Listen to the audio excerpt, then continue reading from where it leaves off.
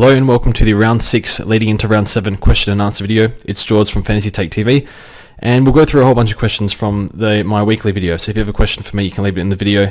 This week we're doing a different format. I've condensed it down from about 150 comments to about 25 questions. So instead of taking 90 minutes to do a question and answer video, repeating myself a lot, I've narrowed it down to about, I'd like to say 20 to 25. So hopefully it'll be a little bit quicker and less repeating of myself. So sorry I can't get to every question, but I've tried to combine them all in small questions. So we'll get straight to that. So first question is on Grundy. The main topic is Grundy. So later when I did the video, my trades were I was holding Grundy because didn't know he had a PCL, but now he's out. So a few questions late on Grundy. So what do we do with Grundy? I would do DPP to Oliver. I would run Bruce Hayes if you can. It's dangerous, especially Cherry is a possibility to get rested for CCJ. Seems like they want to play CCJ this week, just don't know how that fits in, how he fits in. Do they use him as more ruck? So I think Cherry's okay to hold for one more week.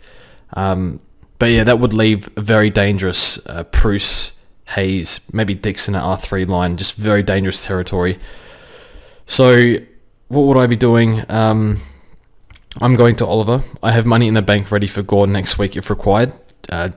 Just because this is trading out Grundy. I plan to do an upgrade this week, but instead I'm using Grundy money to upgrade, so I have money next week. But the safe play is going to Gordon, but I think Oliver is at such a great price. He's just too hard to pass up. And given if your situation is running Bruce Hayes, I think that's what I would do. That's what I'm doing. It is dangerous, but I think it's just the position we're in. Unfortunately, we did not plan for Grundy to go down. So I would be going to Oliver via DPP. If not, you can go for Gorn. If not, you can go all the way down to Sam Hayes and go up somewhere else. If I didn't have Sam Hayes, maybe you haven't maybe you already had Gorn or something. I would go all the way down to Sam Hayes if you're in that situation, or if you wanted a defender or a forward. I think the best defensive pick this week for value is Sicily. Still pretty cheap for what his output is. I think he can maintain 105, and up forward, Luke Parker for 470k I think is a great deal. CBAs are up, Papley's coming back. I think the scoring will be up and down, but I think I'd be shocked if he, worst case, low 90s. And honestly, a lot of the forwards are a little bit unreliable at the moment. So I think Parker's a good get. 470 is so cheap. That's going to help your upgrades later so much. So that's what I would do. So trade just depends who you like in each line. The next question, do I have to bring in Clayton Oliver? So I think you can see a lot of maybe content creators, people on Twitter, we're all getting in Oliver. Those that don't have him, we're all grabbing Oliver because his break-even's low. He has a great fixture. And, sorry about that. He's a great fixture. And yeah, this is the cheapest he's going to be for most likely till after the buys if he gets cheaper at all. So I don't think you have to. If there are suitable replacements, like you could go someone a bit cheaper, you could go all the way down to Paddy Cripps if you wanted. You don't want to ruin your team. I'm not sure I'd be getting rid of Dagoi for Oliver, and then if your rookies are weak on other lines, stuff like that. I guess you could though if you're that worried about Oliver getting away from you. Actually, you probably could go Dagoi to Oliver just because Oliver's probably gone. A big score from Oliver this week. He's still territory. So I don't think you have to. You can search for value in other lines such as a Sicily or a Parker or anyone else that you might like, all the way down to Cripps. You can go without. I wouldn't wreck the team to bring him in, but I would be bringing him in if you can. So yeah, it's going to suck. I don't have Still, that's killing me every week. You can't have everyone, and if you do, awesome, but it's quite difficult to get to that point. So I would try and do the best you can to get him in, but if you can't do it, if it wrecks your team too much, I think you'll be okay, but just know that it's going to be very tough to get him in later. So get him in, find a way, is probably my advice, but don't ruin your team to get him in. Next question, should we be concerned with bench cash generation? Are there any upcoming players? So should we be concerned with cash gen? It depends on where you're at. For me, I'm looking at my bench and I'm thinking it's dried up real quick. I still have Connor McDonald, Hugh Dixon hopefully to come back. I've just brought in Hobbs. No, I don't think he's going to make much. He'll be lucky to make 80k, I think. At least he's think he had a 70 fantasy score last week, so hopefully he can pull one of those again in the near future. A lot of players have stagnated. I've got Durden. It is a concern for sure. So I think we're going to have Sam Hayes is going to make good money. If you have O'Driscoll, he's going to make good money. We can cash out Dacos pretty soon. Hopefully the last buy, but if you want to go before that, you need the money. I guess you could do that. So there is a bit of concern. I think Greg Clark will make good money. I think we'll have to wait for Sam Hayes. He's going to make a lot of money. He should make 200 to 250k, I think. Hopefully. But yeah, there are concerns over cash gen, and if it dries up real quick and we have to wait for a few others to come through, then so be it. If you can't upgrade for 1 or 2 weeks, don't panic. Just make sure you're not bleeding. You're not running like a Ward or Connor McDonald at F8 or anything like that. Yeah, it's gonna suck, but you still want to get points now. Still want to keep upgrading now and cashing in guys that have close to their max. So Juan Francis, Rochelle, players like that. So it is a little concern. We'll get Greg Clark. He should play this week. He's a mature ager. He should get plenty of games. We might get Will Gould, who might only play in for McCartan, but maybe if he plays really good, then he can consolidate a spot. You never know.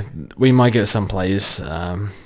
Yeah, it's hard to tell, but I think we got 2 forwards, Curtis and Dempsey, potentially we'll get. They're very cheap in the forward line, 117 and 102k.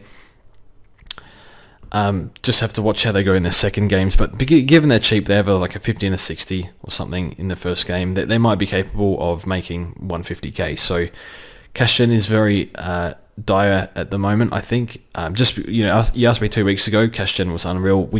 I had 7 rookies score below 45, and some of them are injured, some of them are getting dropped. It's just a nightmare. So yes, I think we got to be a little bit conservative, but I still don't let that stop you from getting in the big dog mids. Get them in now, I think, if you can. So yeah, it might just mean that we have to hold off and wait for others to make a bit more money, like O'Driscoll and McCartan comes back, should make more money. So stuff like that. What do we do with Lockie Whitfield? The answer's the same. You hold. I wouldn't even bother getting rid of him in the buys. I think once you've complete your team, then you look at moving on Whitfield, because he has a first buy. You can't flip him anyway, so you trade out Whitfield in his first buy to someone that's going to have another buy, or they have the same buy. What's the point? So Whitfield for me is a hold until your team's finished. I think he'll maintain price. His role improved on the weekend. I've been saying this for weeks now. When he's sitting behind the ball, he wasn't demanding the footy enough. He wasn't getting involved up the ground. This week, I'm not sure if it was for the full game, but at least for the fourth quarter, started half forward, which is when he was uber premium. That's when he was forward status, and pushed into the midfield, and they give him the ball and they let him do whatever he wants. He set up plays non-stop, and that's what he was doing in the fourth quarter. So I know the Supercoach score is bad. He's still averaging 90 in fantasy, and that was with a bad halfback role. Hold Whitfield. There's a chance he comes good. It looks like it's more likely it won't come good, but don't touch him until the end of the buys, until you finish your team, and then you can luxury upgrade him and see how you go from there. If he had the last buy or the middle buy, you could flip him to somebody else and get the points that way, but I would just, if they persist with him in this good role, which I don't know why he wasn't playing in the first place, just hold. I think there's a chance that he comes not top 6, but he could go 90 plus from here. He's capable, so I would be holding.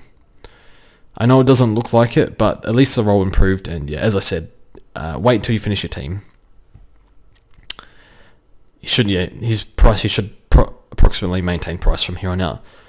Next question, bring in Greg Clark on debut. So I think you'd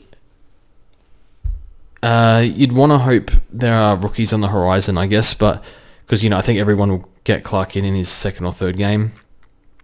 You could if you wanted. If you're not confident in, I would probably go Clark over Hobbs for men this week. To be honest, I wish I could have done that. It's just that I was locked out of trades when Roses went down mid game. I'd still go Roses before Clark this week, just because he's on the bubble. And Clark got injured. You never know. Rookies can get injured. I know you can't really predict these things, but yeah, it would suck. We saw it with Lohman. A few people went Lohman and got burnt really hard, and it's just not. It's very unlucky and low chance, but these things happen. So, look, I think you can if you want. He's been really good in the waffle. It seems like it's almost a no-brainer that they're going to bring him in. Is he good at AFL level? Don't know. I would definitely wait at least a week just to see how he looks at AFL level, but it sounds like he should be okay. He has a good contested game, so developed it over the last few years. So the answer is yes, you could bring in Clark on debut, but if you can go Roses, who might play, say he's playing, I would go Roses before Clark. So I just prefer to see the one game at the level. So, for example, Robbie McComb. McComb was really, really good in the VFL. We saw his stats. Played AFL, didn't really get the role. Looks like Clark will get a better role than McComb did. And McComb he just didn't play well, just didn't look good at the level, but, the role wasn't great either. So I would, ideally wait a week on Clark, but, if you're not happy with everyone else, I think you could. So see how it goes, but just know the risk. Is the Praise ruck line safe? The Bruce, Hayes, probably Dixon safe? Well, no, it's not. Of course it's not. So, Bruce and Hayes both injured in the preseason. Dixon's injured right now. I would have an exit plan. If I wouldn't want to have no money on the bench to upgrade to get to Gawn somehow in that ruck line. Another interesting thing is we're not going to get Grundy till round 18. So who's our R2? I think it's actually Bruce until Bruce goes down, which feels inevitable. But Bruce has always scored well. He can go close to being a keeper. But to be honest, the chances, if Bruce stays fit, I think you just keep him. However, we don't know if he does that. So look, it's not safe, but I think given the situation some people are in, as I was saying earlier in this video, this is what we've been dealt, and I think this is the play that we have to go with, unless you can afford Gawn, who's very expensive. $660, that's Jack Steele money. So Gawn has a very nice fixture coming up, which is a little scary as well. So you could go to Gawn, but I think the Bruce Hayes ruck line is worth the risk. They're good on-field options. So Bruce should get us 90 plus. Hayes should get us 70 plus, I think. So with higher ceilings, of course, they can both go bigger than that. So see how they go. But I'll be running that lineup, and if it's a situation you're in, I would do it. Understand the risk, but have money on the bench where you can do an upgrade to force Gawn in if required in the next few weeks. I have Gawn and Witts and Bruce R3. I have no room for Hayes. I think you just have to skip Hayes, unfortunately. I wouldn't be trading out Gawn or Witts. Witts is low break even, and Witts looks like a keeper. Given he's off an ACL, it just seems very sus that he can keep this up, but even if he drops 15 points a game on his average now, that's still keeper at this rate, given that Grundy's gone down. And who's the next best ruck? Riley O'Brien, 105. Sean Darcy's durabilities makes me very uncomfortable. So, unfortunately, I think you have no room for Hayes if you're running Gawn Witts or Darcy Witts or something like that. Jared Berry, next question, Jared Berry or Dacos out? I would go Jared Berry out. The reason being, both you can hold for a bit longer. Berry's shoulder is a little bit sus. I think if he hurts it in games, he can struggle a little bit, less tackling, less overhead marking, which he can do, but Dacos has the defender swing as well, which helps for upgrades, and Dacos, I think at D6, all the rookies aren't super strong, apart from Dacos down back. O'Driscoll's okay, but we just saw him drop a 40. I think he'll bounce back, though. And Berry, you could be feeling like a Nick Martin at MA. I think I have Zach Butters as my MA at the moment, although I have Cogs and Lipinski and Nick Martin in the forward line, stuff like that. So I would get rid of Berry. I think durability risk plus probably D6. Dacos at D6 is probably better than Berry at M8. So they could score similar, but defender status for Dacos makes it win, and also gives that the win. And then Berry is also injury prone, not just the shoulders, everything else. He's always been very, very injury prone. So I feel like he's a time bomb, and I would be, if Berry goes big and you trade him, I wouldn't feel bad just because he's a time bomb. Someone asked Zach Bailey, 470k. Probably not. I think I'd go Luke Parker over Zach Bailey. So Bailey's averaging 95. Role isn't super great, but he obviously star player. All good chance for All Australian this year. You look at his scoring. Look, if he was 400, maybe, but scoring is just up and down. There's 120s in there, there's 60s and 70s, so you don't know what you're going to get. So I don't think he's a top 8 forward. I think he can go close though, but could be wrong. But yeah, role isn't super great. Just speaks to volumes about how good he is. He's not even getting a massively friendly role for Supercoach, and he's still pumping at 95. Although that was after a big week this week, so I expect that to come down a little bit.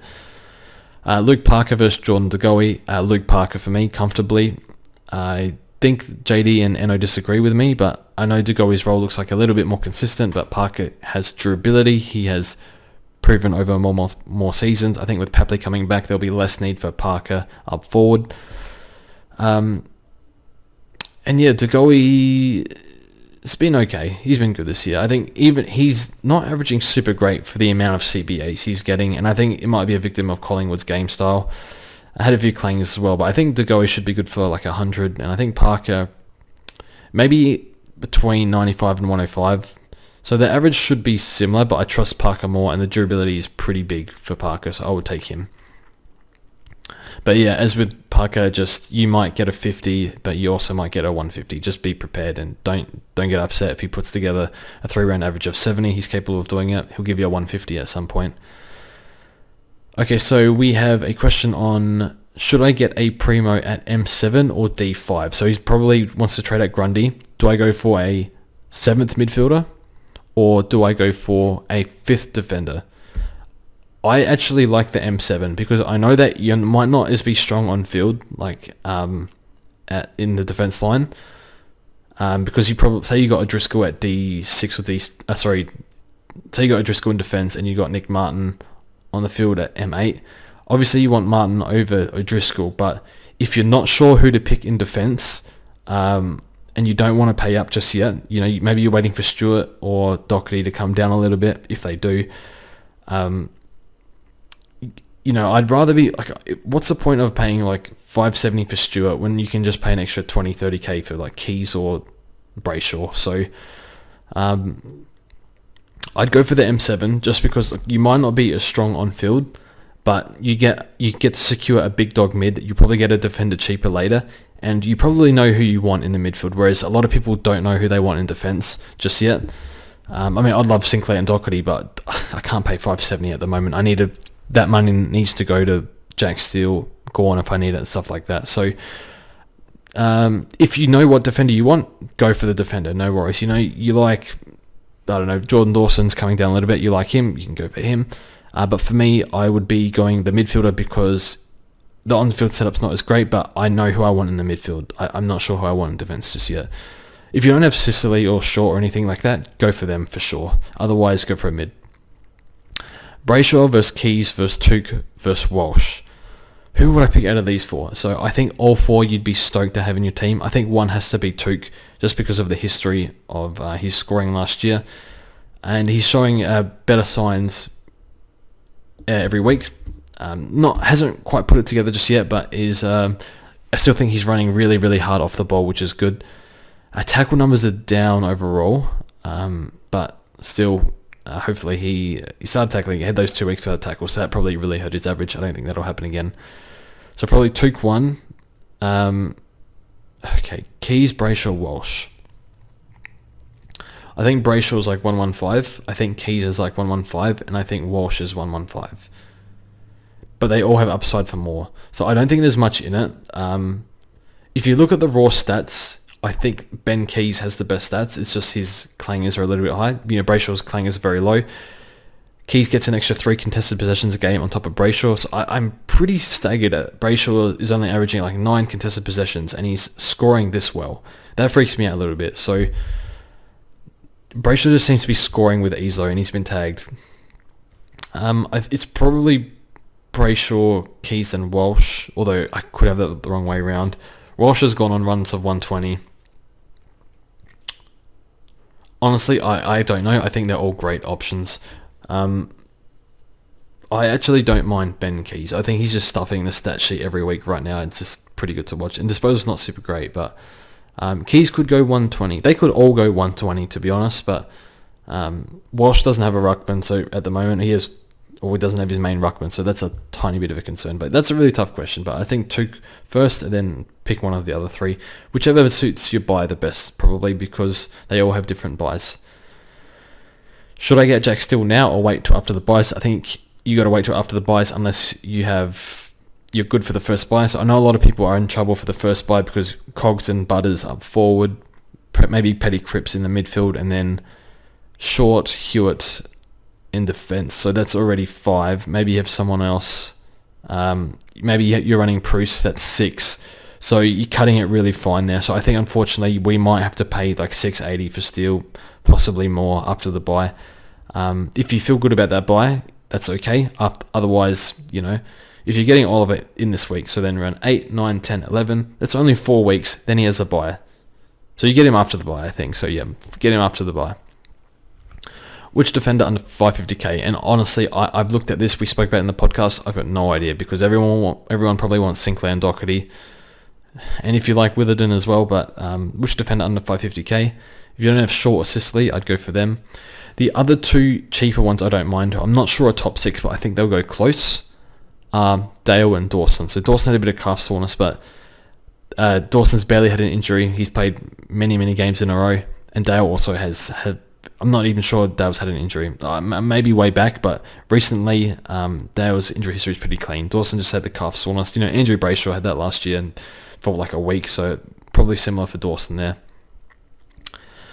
So I don't mind those 2 because Dale's numbers are up on, like, basically you look at his stats from 2022 to 2021, they're all up a little bit. Fantasy points are up 10 per game, which is fantastic, so it's a good indicator that he's getting more of the ball.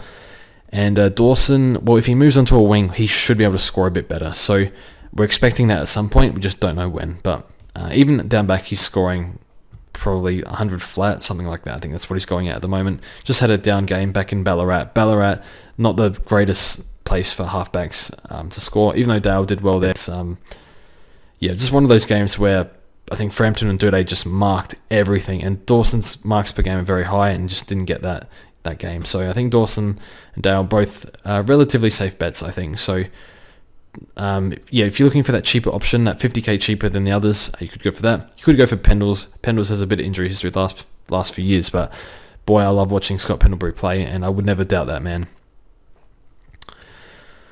Another question on defenders. Rank these in order: Sinclair, Sicily, Pendles, Stewart.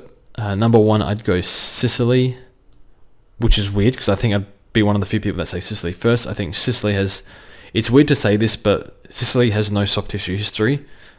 The other 3 all have soft tissue history, so that hedges him just for me, and that's just me being me, basically. Next, I think Stewart, then Sinclair, then Pendles 4.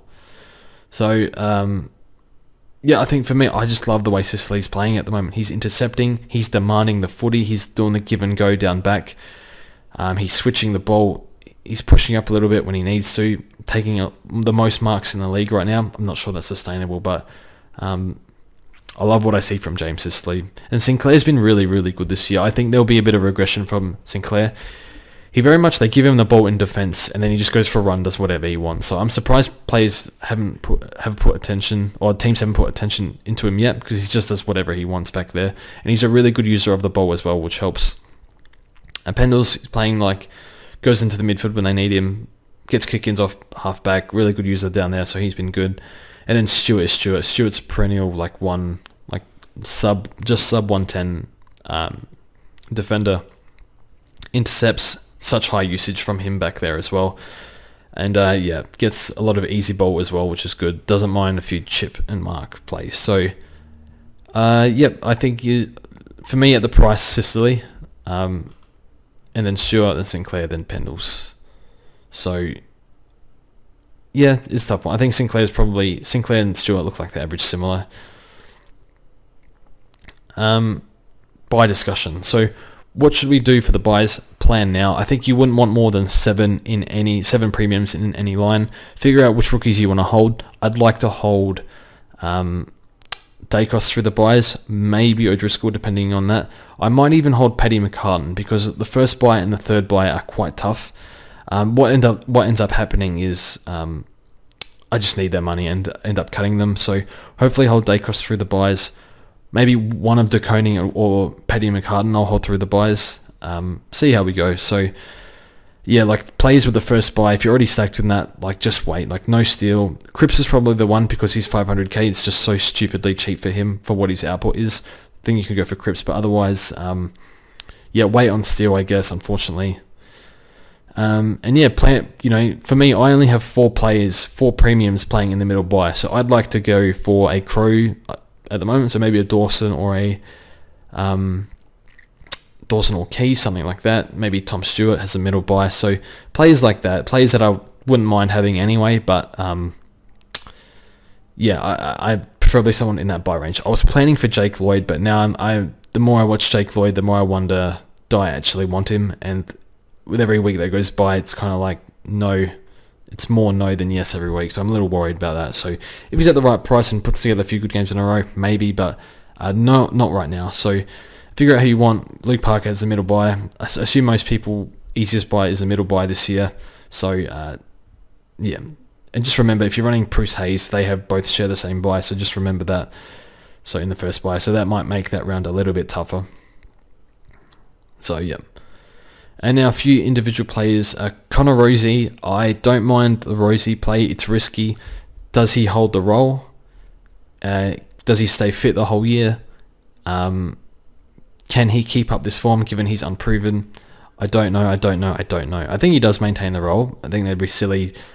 Watching him play, it's just like you wonder, like, has he been actually rotting in the forward line? So he's a midfielder. He's not a forward. So you think he maintains a role? Can he keep up the form? Not sure. I'm picking him in fantasy. I think it's a bit risky for me.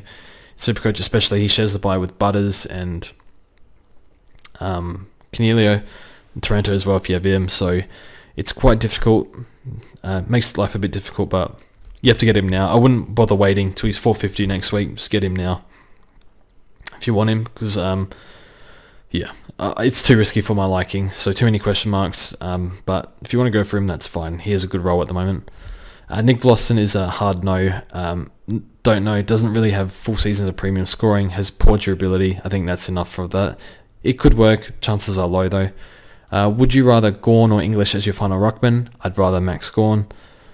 English is good, but I guess Gawn doesn't have the soft tissue history now, so that's that. Alex Witherden, thoughts on Witherden? Again, durability's been a concern, consistency's been a concern, but back there he's getting a lot of easy ball. To be honest, I haven't watched a lot of Witherden. I think it's best I don't comment on this too much. So when did I watch it? I think I watched him round 2 maybe, because he missed the first game, and I don't think he played that good in round 2. So look, in previous years, the issues with him have been his tank, his actual defensive capability. So maybe that's improved a bit as well. So yeah, I think they're not going to drop him. They need him to play, and they're getting, West Coast are going to concede a lot of ball because their midfield and rucks are not good at the moment. So I think he actually goes 110. I genuinely think he does, and it wouldn't surprise me if it's more than that because it just seems to be scoring at will.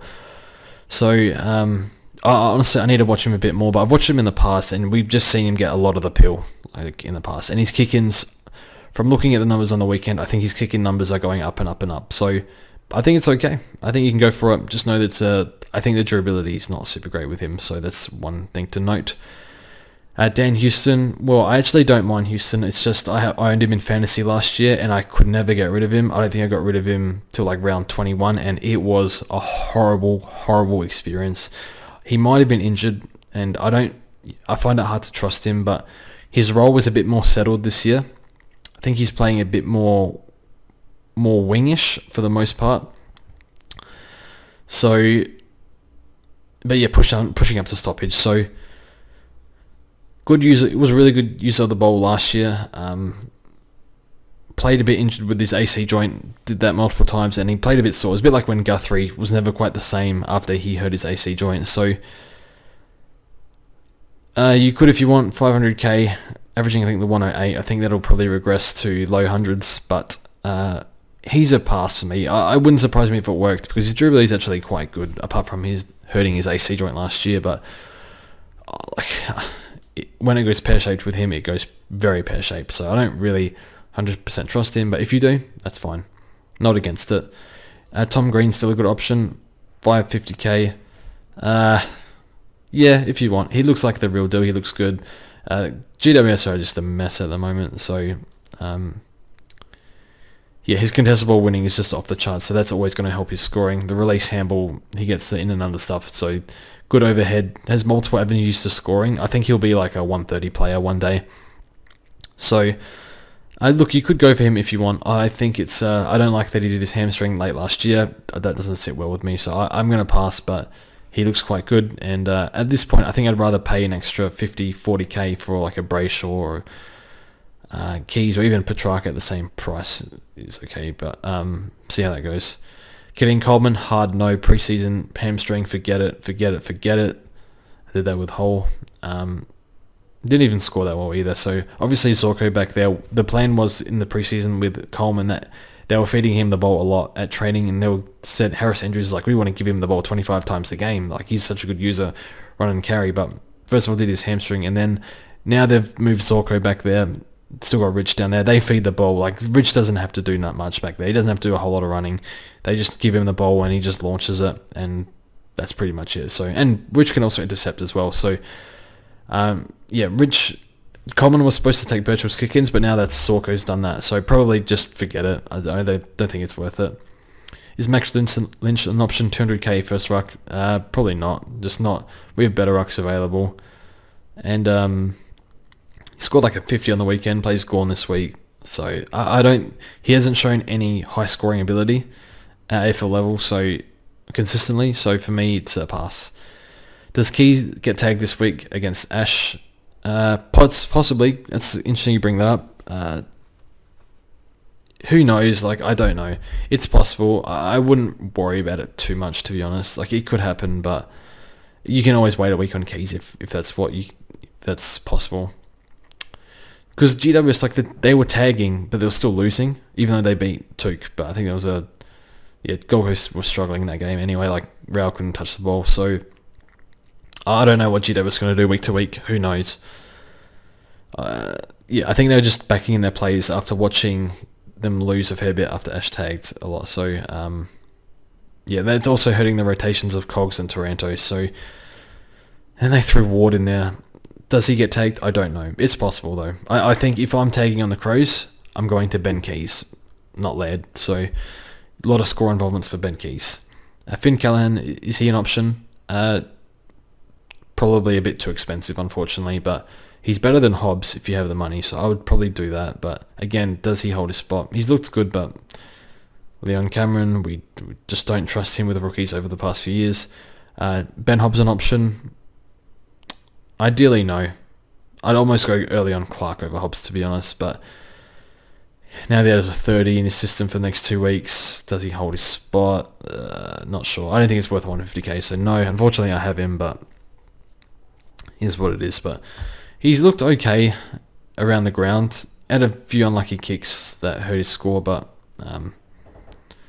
did good in round 1. So if he scored a 70 or 65 in round 1, there's no reason why he can't do that again. So see how he goes. But if you don't like anyone else, you could, but I'd be very hesitant to. I don't think he's going to make enough money. Trade in Roses if he doesn't play. Last question. If you want, I think he'll play next week. I want an indication to say that he's going to play next week, but yeah, if you don't want to go to Greg Clark, you could go Roses even if he doesn't play, because I'm pretty sure he's best 22 given what we saw. So yeah. So thanks for watching. I think this was about 34 minutes, which is a little better than I don't know. I think it was hour 20 we did last week. That's a Q&A, and thanks for watching, and we'll see you guys soon.